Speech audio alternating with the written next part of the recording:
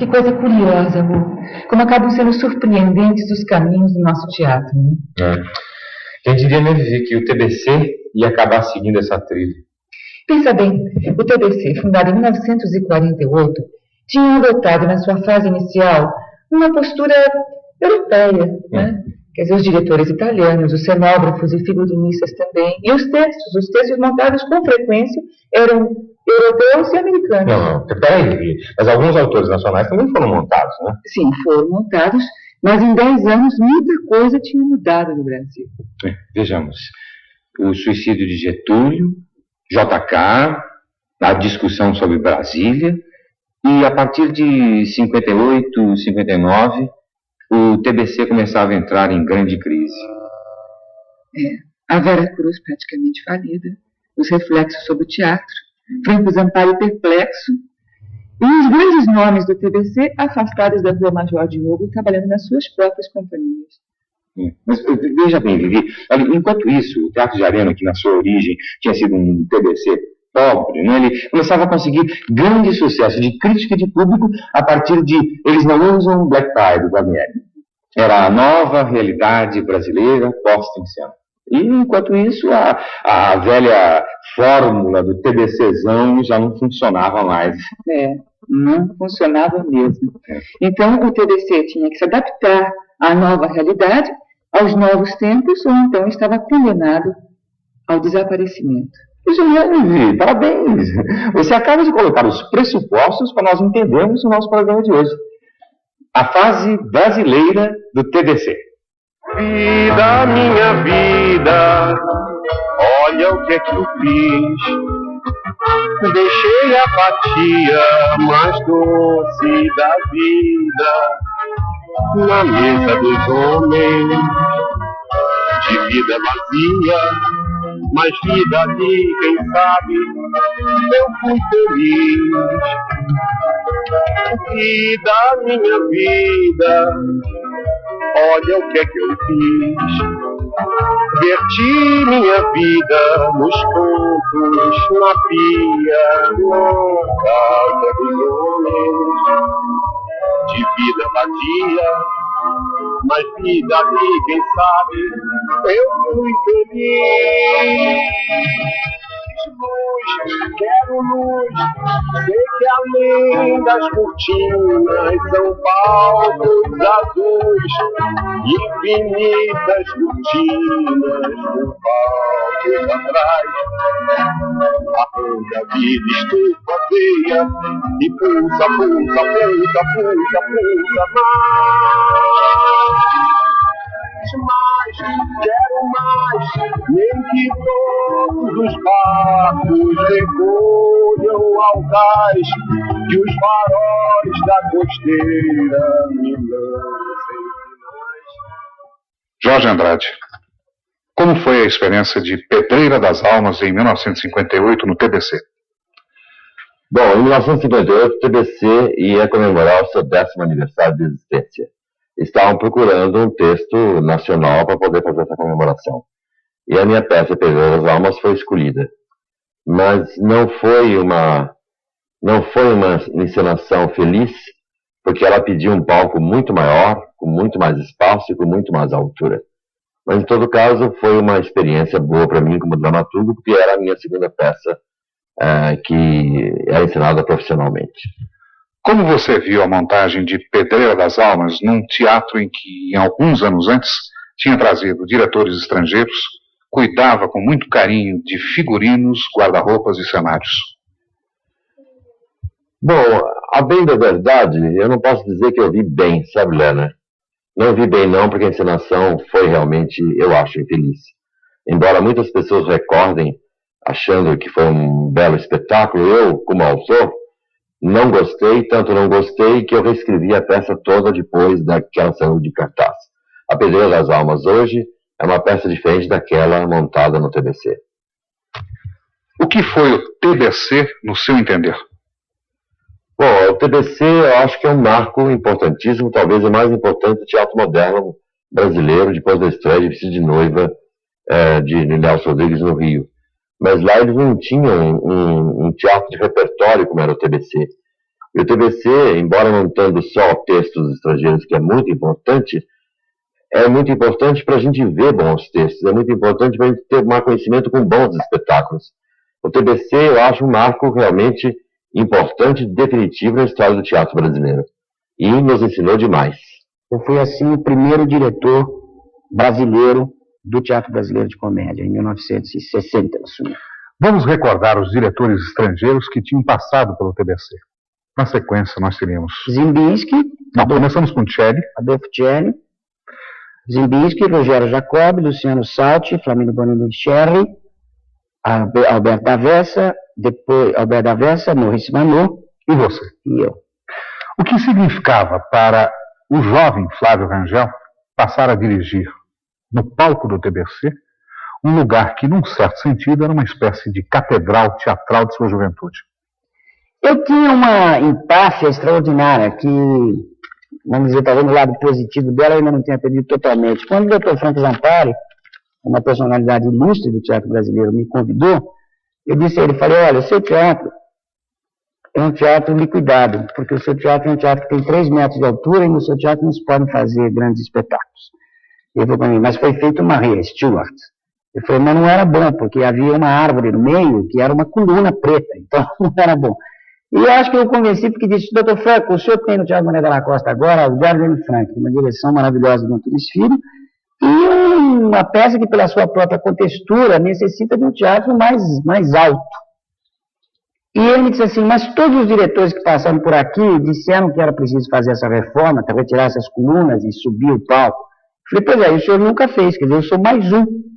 Só que o meu caso é o seguinte, eu só vou ser seu diretor se o senhor fizer essa reforma, porque eu vou ficar profundamente limitado. E os diretores que o senhor teve aqui, talvez tivessem mais experiência do que eu, como certamente tinham, mas eu vou ficar profundamente limitado com essas 2 colunas e com 3 metros de coisa. É preciso reformar o teatro.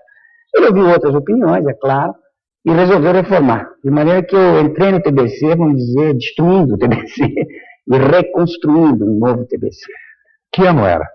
1960. Você era chamado apenas na condição de encenador? O Zampari pretendia algo mais de Flávio Rangel? Não, eu fui convidado para ser o diretor artístico do teatro. Inclusive ele me apresentava, era muito engraçado. Conhece o Flávio Rangel, ele o diretor artístico. Dava a impressão de que ele ia na frente e eu ia atrás. Eu falei, Flávio, um pouquinho mais para a esquerda, um pouquinho mais para a direita. Mas ele era um gentleman, um homem muito gentil. Eu tive a sorte de... É um homem muito discutido, você sabe, muito polêmico. Eu tive a sorte de ver-lhe apenas o lado gentil e generoso de um homem idealista. Bom, ele me convidou para ser o diretor artístico, eu fui, aceitei. Ele me pediu para dirigir Leonardo Mendoza, porque quando ele chegou, o Armando Pascoal já tinha me levado uma peça de um novelista de rádio que eles tinham lido, que eles achavam que era uma peça muito boa, mas que dependeria de um espetáculo também. E essa peça desse novelista de rádio chamava-se O Pagador de Promessas. De um certo Dias Gomes. Antes, o Dr. Zampari pediu que eu fizesse uma versão de Leonardo Mendonça, que foi apresentada no sul do país apenas. Isso foi entre a temporada de Jimba em Portugal e a temporada de Jimba em Paris, porque de Portugal eu voltei para o Brasil, depois fui para Paris fazer. Diz ele que eu tinha só esse compromisso de honra com o Jimba, e ele falou, não, tudo bem. Eu dirigi para ele, então, Leonardo Mendonça, foi a primeira direção que eu fiz no TBC, com Leonardo Vilar e Cleide Diáconis, e o Douglas Pett e Jorge Schreier nos papéis principais. Aí voltei, fui à Europa e voltei a assumir, então, a direção do TBC, enquanto a reforma estava sendo feita. Mas, nesta ocasião, o TBC já apresentava os primeiros sinais evidentes de crise. Apresentava já os primeiros sinais evidentes de crise e a tabela que o Franco Zampari fez, dizendo que eu ia assumir a direção, anotava isso, inclusive. Ele dizia, é preciso que o TBC se dirija para uma linha nacionalista, quer dizer, a minha chegada vamos dizer, é a chegada, eu não estou falando do Flávio Rangel, a pessoa, eu, no caso, era um veículo, mas era a chegada ao TBC da necessidade de uma dramaturgia brasileira e da necessidade de compreender o fenômeno teatral brasileiro em termos nacionais. Flávio, isto era produto da consciência do Zampari ou apenas ele se impressionava com a bilheteria obtida em outros teatros? Eu diria que era um conjunto de coisas. Ele sentiu, do ponto de vista cultural, o que havia era o seguinte, não se podia mais, as conquistas que tinham sido feitas pela jovem dramaturgia brasileira e pelos jovens ensinadores brasileiros não podiam mais serem abscônditas, não podiam ser mais escondidas. Quer dizer, havia o Edivaldo Viana Filho, havia o Diego Manieri, havia o Jorge Andrade, e havia o Augusto Boal, e havia o Zé Renato, e havia o Flávio Rangel, e havia o Antunes Filho, e havia esses diretores e esses autores estavam provando claramente que poderiam assumir as coisas e poderiam, portanto, ganhar também o palco do TBC. Quando eu fui convidado para responder essa pergunta antes, quer dizer, como é que eu me sentia muito jovem e no templo do Teatro Paulista, eu senti uma enorme responsabilidade, mas confesso que disse, não, eu vim para ficar, eu vou mudar essa coisa com uma empáfia muito grande. Me rodeei de pessoas que eu confiava muito e começamos a fazer. Qual era a proposta, que parece muito bem delineada, que você levava para o palco do TBC? Eu queria uma dramaturgia brasileira, mas não queria que o TBC fosse exclusivamente de dramaturgia brasileira, porque eu acho que isso limitaria os horizontes do teatro. Então eu achei que se poderia fazer, como fiz, uma abertura para uma dramaturgia estrangeira de alta qualidade e que tivesse alguma coisa a ver com a realidade que nos cercava.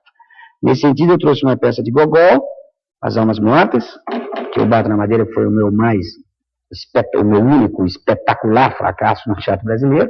Depois a primeira versão da Morte do Caixeiro Viajante, de Arthur Miller, e mais tarde produzi para o Antunes Filho dirigir Irma, do Garcia Lorca. Quer dizer, é uma dramaturgia Gogol, Arthur Miller e Lorca de primeira qualidade, mas peças que tinham alguma coisa a ver conosco. Qual o grupo que você propõe para trabalhar em conjunto com você no TBC? Bom, a primeira peça que eu fiz com alguns atores que já pertenciam ao elenco do TBC e que eram muito bons, e por serem muito bons eu os mantive. O principal era o Leonardo Vilar, que fez o papel principal tanto de Leonardo Mendonça, que eu fiz no Sul, como também a sua interpretação, também inesquecível, registrada na história do teatro brasileiro, do Parador de Promessas.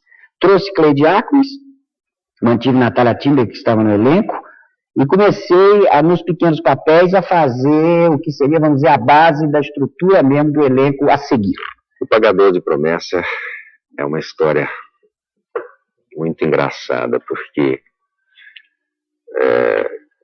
quando decidiram fazer o Pagador de Promessa, eu pesava 83 quilos, com essa cara de espanhol que Deus me deu, e o personagem é um nordestino, um tabaréu magro, sofrido, com aquelas coisas que a gente conhece, e que quando você bota no palco, você tem que botar aquela figura que todo mundo imagina. Acredito que nem todo nordestino é isso, mas é a figura clássica do nordestino. E falei assim, bom, eu era já a primeira figura do TBC, me deram o Zé do Burro. E comecei a ler o Zé do Burro, ensaiar o Zé do Burro. O Dias Gomes foi assistir as primeiras leituras, ele ficou decepcionado, saiu tristíssimo do ensaio, achando que não ia dar, que eu não ia fazer, não tinha tipo, não era nada. E o Flávio Rangel acreditava em mim. E continuamos a ensaiar. Aí começando a falar, bom, vou fazer uma cabeleira meio crespinha, assim, para dar um tipo brasileiro. A gente faz uma maquiagem escura para queimado do sol, afilar o nariz, para tirar esse aspecto assim de português, espanhol, italiano que você tem, menos nordestino. E eu falei, tudo bem. E o Leonte entrou em cena. Nessa altura, fez a cabeleira. Chegou o ensaio geral. Eu fui para maquiagem. Eu falei para Flávio fazer a maquiagem. Se fica aí que eu vou aparecer no palco, pronto. Eu quero ver qual é a sua reação. Porque o Léo Vilar, ele pediu para mim o seguinte, falou, olha, eu queria que você me deixasse fazer a maquiagem. Eu vou passar aqui com o Leandro Timoshenko 3 ou 4 horas e eu tenho uma ideia para minha roupa e uma ideia para minha maquiagem e tenho uma ideia. Falei, tudo bem, faça aí o que você quiser. O espetáculo estava praticamente pronto, faltava só isso. Era um cenário, a primeira vez que a gente usava o teatro com 5,5 metros de boca, então o Arquimedes Ribeiro construiu o cenário do Ciro Del Nero, que é um cenário muito bonito e muito detalhado, com todas as cores da Bahia e da praça principal de se passar. Até que surgiu uma pessoa no palco, que era o Jeca Tatu. E eu vi aquilo e falei, mas o que é isso? E era o Leonardo Vilar, que tinha feito uma maquiagem que o assemelhava muito ao Mazzaropi. E que era uma visão que ele tinha que eu acho até correta. A visão não era errada, não. A concepção de como deveria ser a parte fisionômica do personagem. Porque era um caipira mesmo, um homem do campo, que é o que o Zé do Burro é. Apareci no palco. Falava, que isto? Isso é o Jeca Tatu. Tira a cabeleira. Tirei a cabeleira, assim.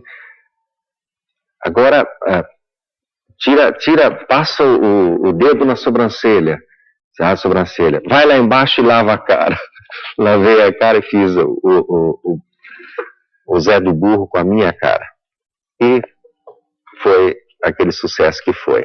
Mas eu quando vi aquilo, falei até pro Léo, falei, Léo, é que a sua interpretação é tão bonita, a gente tem que ver tanto o seu rosto, a pureza do seu rosto, a honestidade do seu semblante, que você está completamente coberto atrás dessa barba, atrás desse cavanhaque, atrás desse bigode e tudo. Eu acho que a gente deve acreditar e confiar no taco e fazer você como você fez, vamos então mudar isso.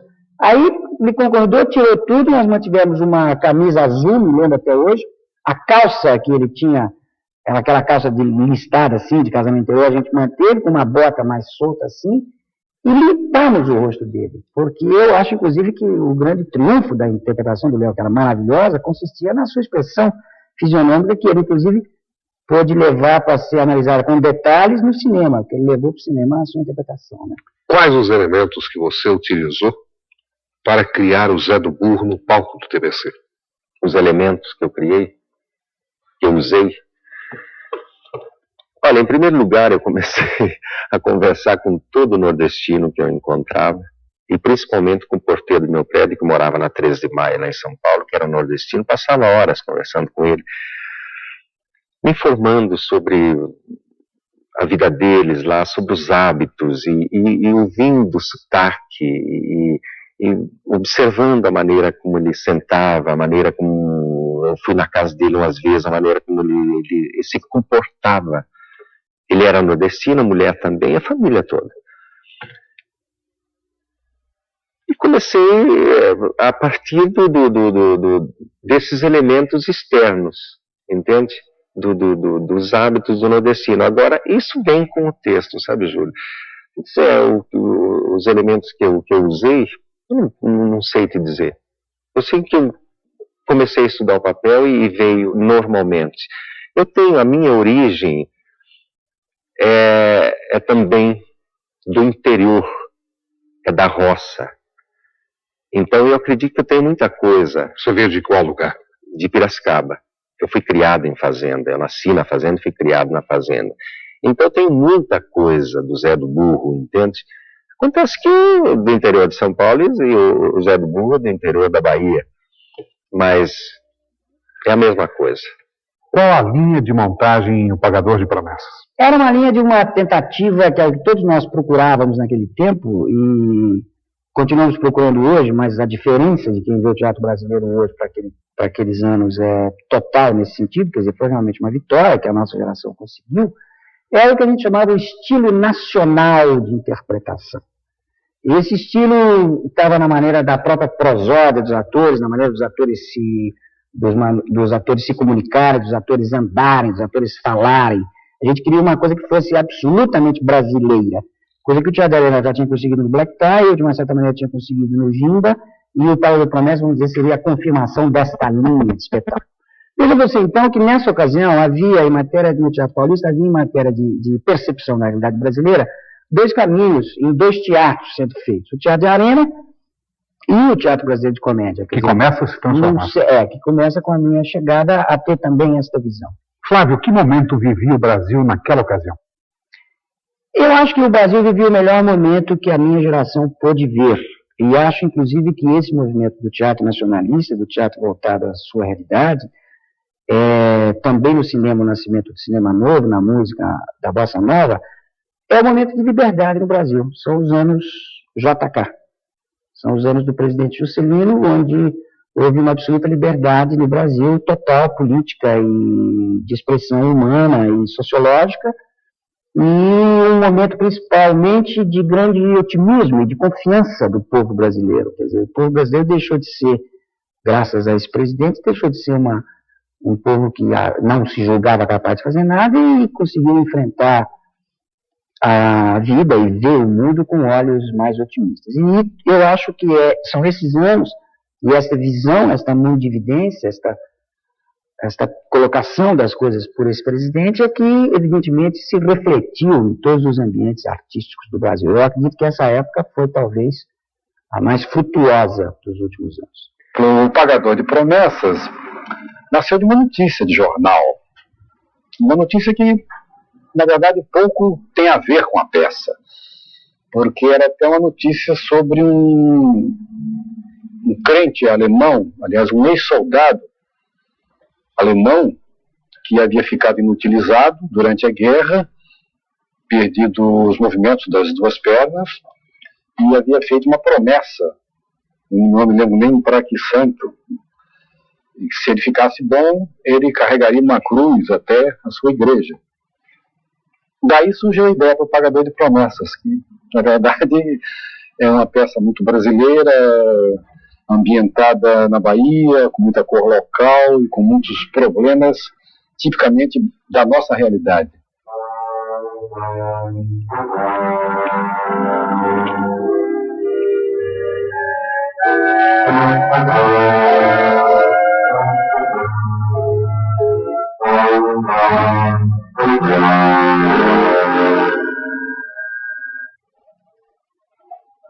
É católico, renegue todos os atos praticados por inspiração do diabo e volte ao seio da Santa Madre Igreja. Talvez fosse melhor. Rosa, se eu fizer isso, estou faltando com a minha promessa. Eu liberto desta promessa, já disse.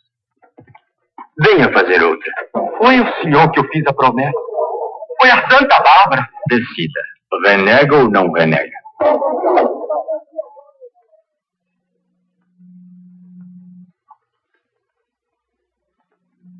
Não posso fazer isso. Então é porque você acredita mais na força do demônio do que na força de Deus. Porque tudo que fez foi por inspiração do diabo. Adeus, Padre Olavo. Sinto muito. Nada mais posso fazer, então. Senhor, me deixe explicar! Me deixe explicar! Meus irmãos! Que ninguém agora nos acuse de intolerantes e que todos se lembrem das palavras de Jesus. Porque surgirão falsos cristos e falsos profetas e muitos os seguiriam ao sair daqui. Eu não quero que ninguém me siga. Mas seguiriam, como seguiram pelas estradas, sem saber que seguiam a Satanás. Padre! Uma coisa. Vamos acabar com Satanás. Vou botar essa cruz dentro da igreja. Custe o que custar.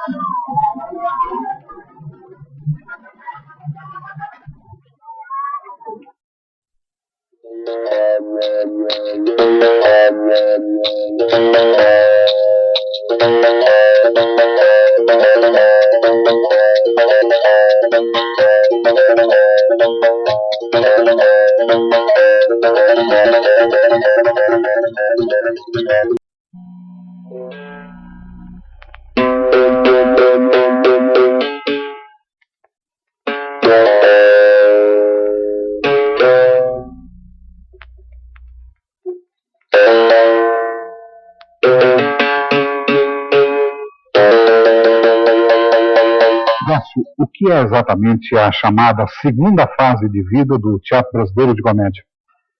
É uma mudança bem radical. Pelo lado administrativo, isso significa a saída do Franco Zampari depois de 10 anos de atuação em frente ao TBC. E pelo lado artístico, representa uma nacionalização tanto do espetáculo, por parte dos encenadores, como também por parte do repertório. Então, uma inflexão quase que total na atuação do TBC. Recordando um pouco, quais os fatores que levaram o TBC em sua primeira fase de vida a atravessar uma grande crise econômica e financeira? O TBC não atravessou só uma crise, atravessou várias crises, aliás, como todas as companhias nacionais. Eu digo até como todas as companhias de teatro, porque a arte do teatro é sempre assim, muito insegura. E o TBC não fugiu a essa regra. Só que, durante um certo período de tempo, o Franco Zampari, com a sua fortuna pessoal, foi capaz de ir vencendo esses obstáculos. Mas depois de 10 anos, ele estava cansado já, estava talvez até esgotado. Não tanto pelo TBC, mas sobretudo pela falência praticamente da companhia Veracruz. E ele, então, não queria abandonar o teatro, mas queria passar adiante. Queria que outros tomassem o encargo. O que é a fase brasileira do TBC? Começa aí. E essa fase, aliás, começa ainda sob a direção do Franco Zampari. Ele escolhe a peça do Dias Gomes, Pagador de Promessas, e escolhe também quem iria dirigi-la, o Flávio Rangel, um dos diretores nacionais em ascensão naquele momento. E ele, portanto, deu início a essa fase. Mas logo a seguir, ele abandona o teatro, e o teatro passa por várias direções e acaba nas mãos da Comissão Estadual de Teatro, durante uns 3 ou 4 anos. E é nessa fase, então, que o teatro vai desenvolver um programa nacionalista, já por influência do Teatro de Arena. Vai montar peças, mais de uma peça do Dias Gomes, vai montar também 2 textos do Jorge Andrade, A Semente do Guarnieri. Em suma, vai fazer um teatro ousado tecnicamente, ousado também politicamente, até um teatro de esquerda, e sempre dando força ao encenador e ao autor nacional. Como o público tradicional do TBC, o público de suas origens, via a virada do teatro para um repertório brasileiro? No primeiro momento, via muito bem. Aceitou muito bem a peça do Dias Gomes, e também as outras peças, em geral, foram um sucesso de bilheteria. Com o correr do tempo, e à medida que nós fomos nos aproximando de uma espécie de confronto político entre direita e esquerda no Brasil, aí começou a haver uma certa resistência, por parte, às vezes, até dos jornais, por parte também do público. E na montagem da Vereda da Salvação, essas objeções políticas ao repertório vieram, às vezes, à tona. Portanto, nós podemos dizer aí que o público caminhou, o público burguês, que era o público do TBC, caminhou de uma adesão artística total a um certo afastamento motivado, sobretudo, por questões ideológicas. Maurício, em que consistia exatamente a sua atividade como diretor administrativo do TBC na segunda fase? Eu diria que o meu papel era mais de aglutinador do empreendimento todo. Como você sabe, o Armando Pascoal era o administrador do teatro. A parte artística estava a carga do Flávio Rangel, que dirigia, que era o diretor artístico do TBC. A mim cabia aglutinar esse esforço todo, né? fazer a ponte entre esse esforço e a Comissão Estadual de Teatro, dentro do espírito do acordo que tinha sido estabelecido entre a Sociedade Brasileira de Comédia e a Comissão Estadual de Teatro. Como vocês funcionavam no TBC nesta nova fase em que Franco Zampari já estava afastado? Bom, eu só posso falar do curto período em que eu ocupei essa posição, né, de superintendente do teatro, e porque, como você sabe, mesmo antes de eu estar nessa posição, o Roberto Freire já tinha ocupado, e aí nem me lembro bem qual tinha sido a linha, mas o fato é que se propunha realmente transformar o TBC, né, daquele teatro que hoje já foi super analisado e estudado, um teatro de elite, que tem um papel muito importante, mas um papel bem definido, bem específico, num teatro que realmente fosse capaz de popularizar o teatro, a atividade teatral em São Paulo, né? E, inclusive, não só de trazer público para dentro do TBC, do seu edifício, mas sair do edifício do TBC. Isso através, preponderantemente, de uma linha de repertório nacional, né? E num trabalho, isso é importante salientar, num trabalho bastante cooperativo de todo mundo dentro do TBC, desde os atores, diretor, camareira, administrador, bilheteiro, todos realmente participavam das decisões e da atividade prática da produção teatral, né? Quer dizer, era um fenômeno bastante novo na época. A Semente causa uma grande celeuma no TBC. a peça é proibida. O que era a semente e por que ela motivou tanta discussão?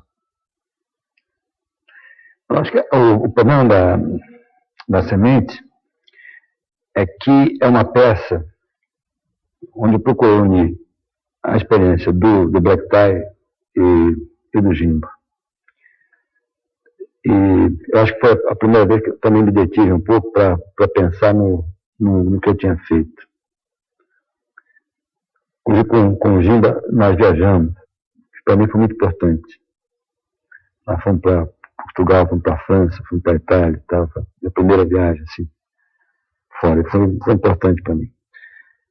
Então, o que eu quis fazer com a semente foi realmente discutir o problema da esquerda no Brasil naquele momento. A peça que discutia o Partido Comunista. A peça que discutia o papel do revolucionário, né? O que se entende por revolucionário. Uma peça que enveredava que tinha uma estrutura sólida de debate político e, ao mesmo tempo, não esquecia todos os problemas, vamos dizer, existenciais, né, daqueles personagens. O que fazia a peça realmente forte. Então, acho que no instante em que ela estava sendo feita, ela foi, acho que um pouco demais, né? E a censura, então, reagiu contra aquilo. Sem dizer absolutamente que era por uma questão política, mas dizendo que era por uma questão moral. Só que a grande moralidade que encontrava na peça é quando o pai quer ouvir o filho se mexendo ainda na barriga da mãe, encosta o dedo na barriga. Isso foi considerado na época da censura de uma imoralidade insuportável, né, para o espectador. Mas nós tivemos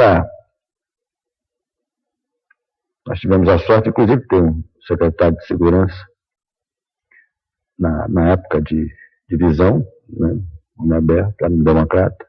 Quem é? Era Virgílio, doutor Virgílio Lopes Silva, né? E que resolveu a questão. E de uma forma muito hábil. Realmente formar uma comissão de intelectuais, né, jornalistas, críticos, advogados, psicólogos, né, assistir o ensaio geral da peça e se pronunciar. Eles se achavam realmente que a peça... E, evidentemente, que essa comissão, evidentemente, que realmente era um absurdo, né, proibir a peça. Eles chegaram à conclusão que a peça devia ser liberada. Chegou-se a um acordo de cada vez, ela foi liberada apenas para São Paulo. Em 61 nós fizemos a semente então foi proibida pelo DOPS, o governador de São Paulo era o Carvalho Pinto. A peça foi proibida pelo DOPS, proibida totalmente, não podia ser montada, e foi proibida pela igreja. Eu me lembro, inclusive, que havia uma colega nossa, cujo nome não direi, porque talvez isso possa aborrecê-la, ela era muito católica, muito religiosa, uma pessoa muito amiga de Cacilda Becker, uma personalidade muito importante na Escola de Teatro Dramática de São Paulo. E para ela assistir o espetáculo, ela teve que pedir uma autorização especial da Cúria, dizendo que era a profissão dela, e ela era muito católica, né? E ela foi ver. E como o tema da peça eram as dissensões internas numa célula do Partido Comunista, vamos dizer, o personagem principal, que era o Leonardo Vilar, fazia o papel do Agileu, também desses personagens também maravilhosos, eles estavam, vamos dizer, um pouco à esquerda da ortodoxia do partido, e a questão do Partido Comunista era discutida em cena. A semente era, para dar uma definição, numa frase do cenógrafo Ciro Del Mero, era uma ideia ao ar livre. É isso que a semente era um espetáculo extremamente empolgante, extremamente sério na sua análise, na profundidade, na sinceridade das suas perplexidades e na dor de certas constatações e tudo. É uma peça que o Guarnieri escreveu com com o sangue, e eu tenho a presunção de pensar que também dirigi com o sangue, e os atores também. Então é um espetáculo muito bom, assim, esperado com enorme expectativa, no meu caso, porque vinha de Gimba e de Pagador de Promessas, e no caso do Guarnieri, porque vinha de Black Tie e Gimba.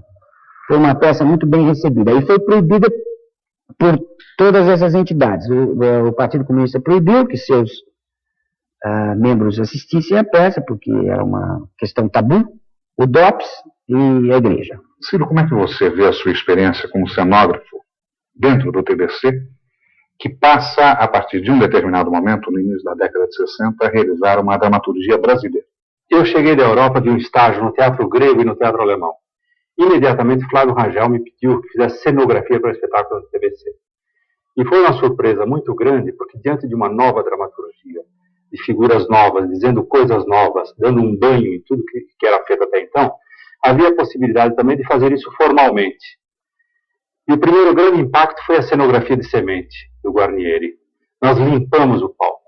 Toda a tradição de se cortar uma caixa de teatro em fatias foi colocada de lado. E Flávio me deu absoluta liberdade de transformar aquilo numa rua, para que a ação do Guarnieri, toda aquela coisa social que o Guarnieri queria dizer, tivesse um âmbito. E foram criados grandes espaços com uma grande liberdade. Era uma coisa absolutamente nova. Depois tive a oportunidade de fazer isso com a Escada, do Jorge, com a maior liberdade também, com aquele espetáculo lindo do Flávio. Mais tarde, o Dias, com o Pagador de Promessas, teve o resultado que você sabe. Foi uma cenografia que me deu o prêmio na Bienal. E foi uma experiência para mim absolutamente nova, e foi nova para todo mundo. Era uma surpresa ver uma forma e uma dramaturgia completamente novas. Depois fizemos, dessa peça nós fizemos a Escada, do Jorge Andrade, que foi um grande sucesso. Ficou 1 ano e meio em cartaz. Luiz Linhares fez uma interpretação histórica. Você fazia o jovem escritor? Eu fazia inclusive o próprio Jorge, né, que é o Vicente. O Vicente é uma personagem constante em toda a obra de Jorge Andrade. E fizemos A Moto Caixeiro Viajante, na remontagem, né, com Dionísio Azevedo, Léo Vilar, Cleide Diáconis, que foi uma montagem que parece bastante importante do TBC da época. Como você classifica a sua experiência dentro do TBC nessa segunda fase do teatro? Essa segunda fase já contava com elementos jovens, do movimento que nós fazíamos, Escola de Arte Dramática e Arena, que era Flávio Miliaccio, né, que era Chico de Assis, Guarnieri, Luiz Linhares. Nós discutimos temas sempre sociais, políticos. Era um grupo de jovens, sobretudo dirigidos pelo Flávio Rangel, na época, muito menino ainda, 20 e poucos anos. Era um pessoal muito ativo, um pessoal muito preocupado com problemas sociais e muito preocupado na modificação do próprio panorama do teatro. Nós não queríamos as coisas muito convencionais, nós queríamos uma representação brasileira, o tipo de representação do ator com texto brasileiro, a gíria brasileira, o gingar, a cintura do homem brasileiro. Isso a gente procurava aplicar no Teatro de Arena. E nós éramos moços, enfim, e a gente não se estabeleceram choques, mas na verdade existiam alguns pequenos atritos entre nós e o grupo que vinha daquela época, né? Mas tudo bem, foi uma experiência riquíssima e tenho a impressão que todos nós acabamos aproveitando. A Escada. Bom, a Escada é uma peça que já começa, vamos dizer, depois do Pagador e depois da Semente, teve o breve episódio das Almas Mortas, do Gogol, e a Escada, vamos dizer, é a retomada dessa linha, onde se traz o outro dramaturgo brasileiro importante da época, o Jorge Andrade, numa peça de conotação e de fatura absolutamente paulista, um fato paulista muito típico, com um elenco extraordinário que já havia na Semente. Tinha Luiz Linhares, Carmen Silva, e aí tinha Cleide, tinha Natália, tinha Guarnieri, tinha Juca de Oliveira, que também estiveram na Semente, que nós conseguimos convencer o Juca, o Guarnieri, que o Juca saísse da Escola de Arte Dramática antes de se formar, para vir fazer parte do TBC. O tema de A Escada? O tema da Escada era o abandono, vamos dizer, da velhice. Eram dois velhinhos que eram forçados a viver nos apartamentos dos filhos. A ideia, então, de Jorge Andrade é muito bonita, porque esses filhos, que são todos eles descendentes de fortunas fabulosas aqui de São Paulo, diminuídas pela crise do café, um fato bem paulista, moravam todos num velho casarão. E esses velhinhos passavam cada ano, cada mês da sua vida, na casa de um deles, onde não tinha nenhuma liberdade. E na escada, quer dizer, que levava de um quarto do apartamento de um dos filhos para os outros, é que eles paravam, conversavam e se lembravam da vida. É uma peça muito comovente, eu estou ficando comovido só de me lembrar dela.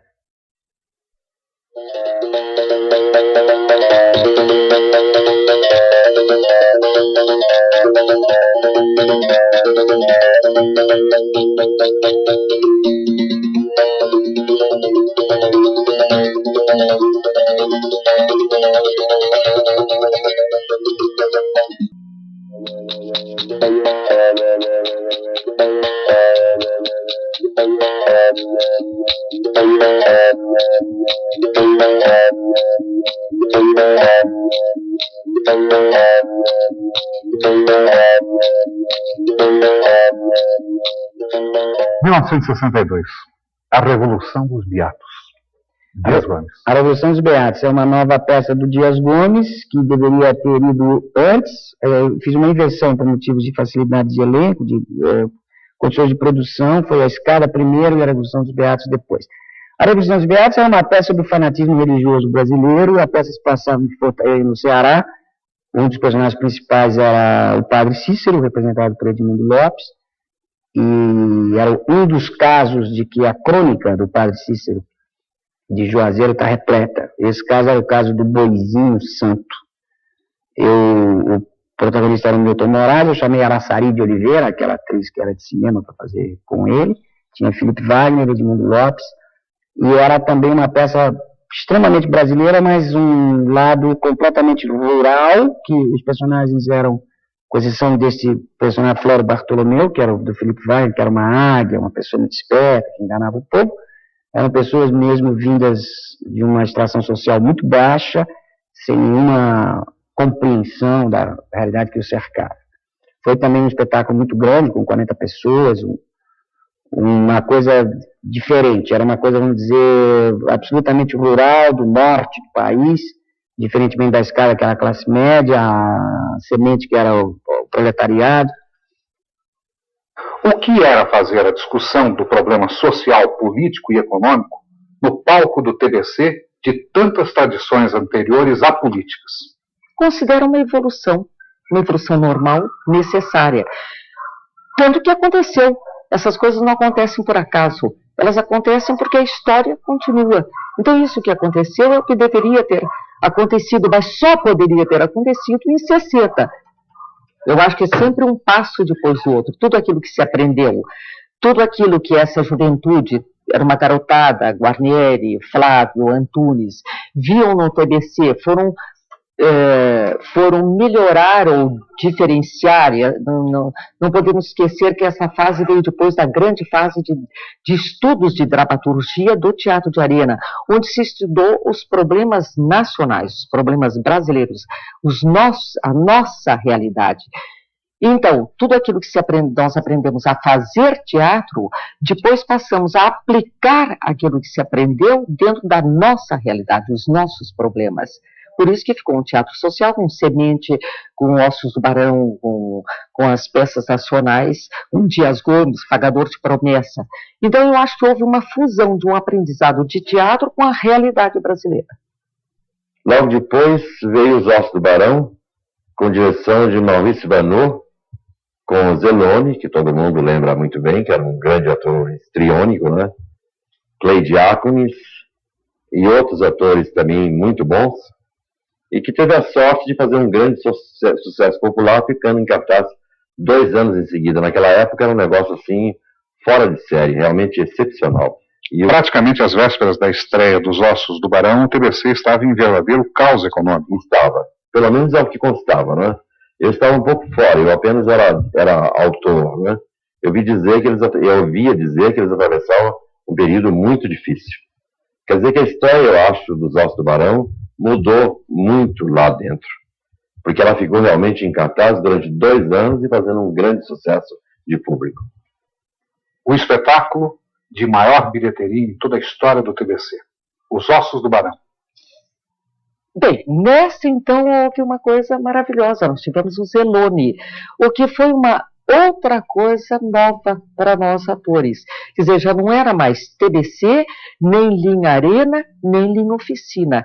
Era o bicho de teatro, o extrovertido, improvisador. Digamos, quase que nós tivemos um pouco de Dercy no palco, porque não podemos esquecer que o Zellone não tinha liga nenhuma de ninguém.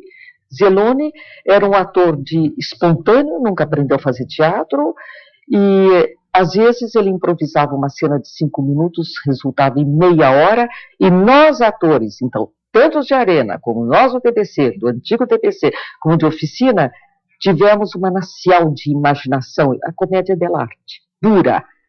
E eu acho que, fundamentalmente, além do autor do espetáculo, que era muito bom, mas eu rendo as homenagens a Zellone pelo sucesso. Bom, Os Ossos do Barão, segunda fase do TBC, com a Casa de Chá, primeira fase, ou segunda fase, não sei, o maior sucesso do TBC, o maior sucesso de público, inclusive de crítico, que já não acontece tantas vezes. O Ossos do Barão foi aquele negócio fantástico que acontece de vez em quando na vida de um teatro, não apenas na vida de um diretor ou de atores, mas na vida de um teatro, que sempre à procura de equilibrar as finanças para poder dar continuidade ao seu trabalho.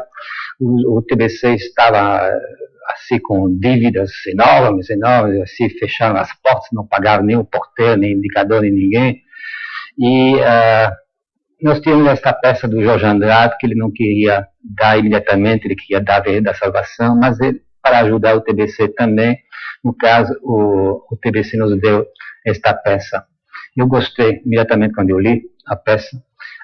Eu não fazia parte do TBC, eu estava com a Maria da Costa naquela época, mas estava acabando um trabalho, e me chamaram para assumir a direção geral do TBC. Sempre me chamam quando eu tenho um problema, não sei porquê. Mas, como eu gostava muito do TBC, eu dizia, claro que eu gosto muito de teatro em primeiro lugar, depois do TBC, tenho problemas sentimentais, e eu vou lá. Então, ele fez esta peça fantástica de Jorge Andrade, com um diálogo extraordinário, com um tema, um enredo, muito bem bolado, enfim, uma coisa realmente muito boa. A história é muito simples, que talvez você sintetizar da seguinte forma, são os imigrantes italianos, através do personagem que eu fazia, o Zellone, confrontando os 4 sertões paulistas. O resultado é um 4-0 para os italianos. Claro, exatamente como acontece na vida real, no certo sentido. Mas foi assim uma coisa que nós fizemos em poucas semanas, muito rápido, com inclusive um problema de elenco, os elencos que queria, não podia, porque estava na televisão, queria fazer, mas não podia fazer, estava de vontade, mas não podia se libertar da televisão. Acabamos, finalmente, começando essa contra o ator, não funcionava, foi chamar o Zellone de novo, disse, acho que em 8, 10 dias, o Zellone decorou a peça, fez no papel, etc. E foi aquela história fantástica, que é uma coisa, não apenas pelo dinheiro, mas esse dinheiro precisava, porque eu queria fazer a questão de pagar esta dívida enorme, antes de poder continuar a fazer o trabalho de teatro no TBC, e todo mundo foi pago bastante rapidamente, mas havia também aquela coisa fantástica também de ver como esta peça atravessava tudo, e que vinha mais gente, e as camadas sociais mudavam. Pouco a pouco a gente conseguia, tá certo, um pouco devido ao fato que a peça tratava em maioria de italianos, mas todo o pessoal do Brás. Então havia gente que nunca tinha entrado no teatro, gente que nunca tinha chegado até Major Diogo, e que estava lá esperando 1 hora, 2 horas antes de fazer o espetáculo, na matina de domingo, particularmente. Isso então é uma coisa extraordinária. Décio, considerando-se a fundação do TBC em 1948, se você levantar a trajetória, o repertório montado pelo teatro, de que maneira ele ingressa na história das artes brasileiras, de 48 a 64? Bom, ele foi, eu acho aqui, vamos dizer, o serviço militar obrigatório do Teatro Nacional. O Oswaldo Andrade costumava dizer que o cubismo era o serviço militar de todo pintor. Assim também o TBC, durante certo tempo, foi o serviço militar obrigatório dos atores brasileiros. E também, Não nos esqueçamos que ele acolheu, desde o início, encenadores nacionais, não dando a eles, assim, o encargo de montar peças, mas mantendo como assistente. É o caso, por exemplo, do Antunes Filho, que amadureceu como pessoa e amadureceu como encenador dentro do TBC. Quando chegou o momento em que o Teatro Nacional já estava maduro realmente para assumir plenamente a sua total responsabilidade por ele mesmo, nesse momento os diretores nacionais, Flávio Rangel, Antunes Filho, assumiram a direção do teatro, apoiados pela Comissão Estadual de Teatro também, e representaram os autores novos. Então ele fez um percurso completo desde daquele início, em que nós tínhamos de recorrer aos mestres estrangeiros, até o momento em que nós ficamos independentes e começamos a caminhar com as nossas próprias pernas. Antunes, o que foi exatamente a montagem, a encenação de Vereda da Salvação no palco do TBC? Eu vou contar uma coisa estranha. Eu admirava muito o Teatro de Arena. Gostava muito dos textos encenados no Teatro de Arena. Mas sempre houve uma certa picuinha entre o Teatro de Arena e Antunes Filho.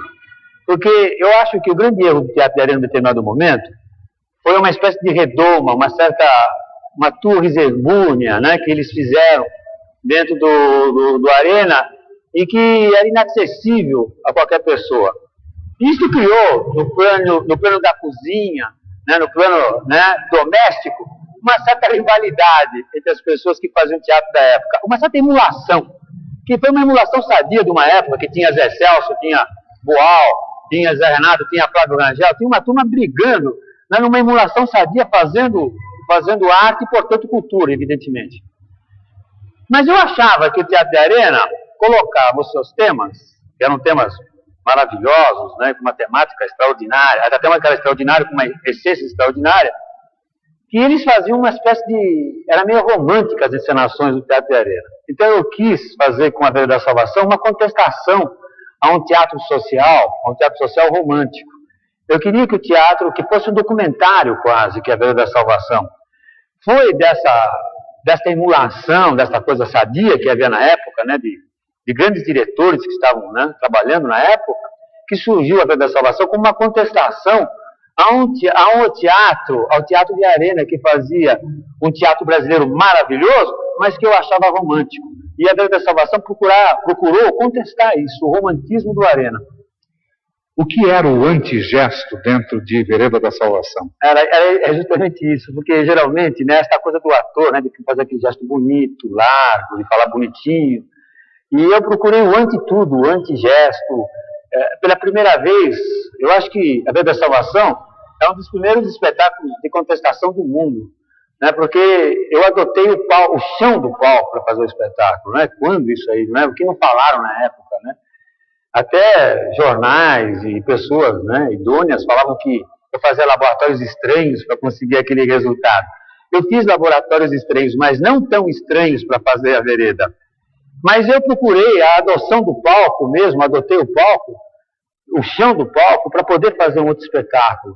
E foi muito interessante o resultado, porque meses depois o Anselmo Duarte foi fazer o filme e levou parte do elenco, né, para fazer a figuração, para fazer os principais, no próprio local, em Malacacheta, no interior de Minas. E eles estranharam muito quando lá chegaram, né, que as pessoas do local faziam os mesmos gestos do que ele. Então isso foi uma vitória muito grande. Conseguimos, através da sociologia, né, de uma porção de coisas, e de laboratórios, chegarmos ao antigesto, sabe, a anti-inflexão, uma porção de coisas. Toda a terra, todo o sol, toda a sede, todo o ouro, toda a roça, toda a fome, dor de todas as dores. Eu sou quem recebe a externação maior do mundo.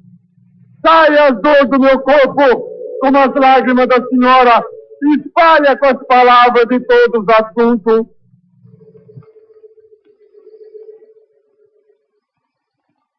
Se foi Joaquim, quieto! O Divino Espírito Santo está falando é do mundo. Seu Manuel ajoelhar na minha frente e aceitar o ato de humilhação. Pelo amor de Deus, peço perdão. Não, Manuel. Vamos embora. Pede, Manuel. Pede, Manuel.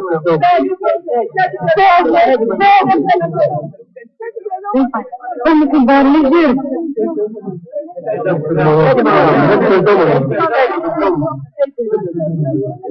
Pede, Manuel. Pede, Manuel. Perdão, Manuel.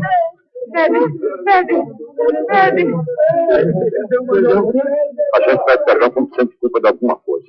E pede para quem tem valia.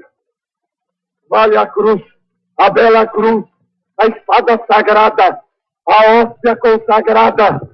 Livrai a gente do bicho achado com malha de cão danado, dos vivos de mau encontro, dos mortos de melancolia. Vos ofereço rezar para a pureza do mundo, sofrer para salvar os homens. Você não me engana, Joaquim, deixa dessas partes. Não vamos mais pro Tabocal. Ninguém chega lá.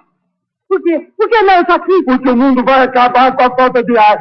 O pecado vai empurrar o ar do mundo e o sofrimento vai ficar vereda por onde a gente chega no paraíso.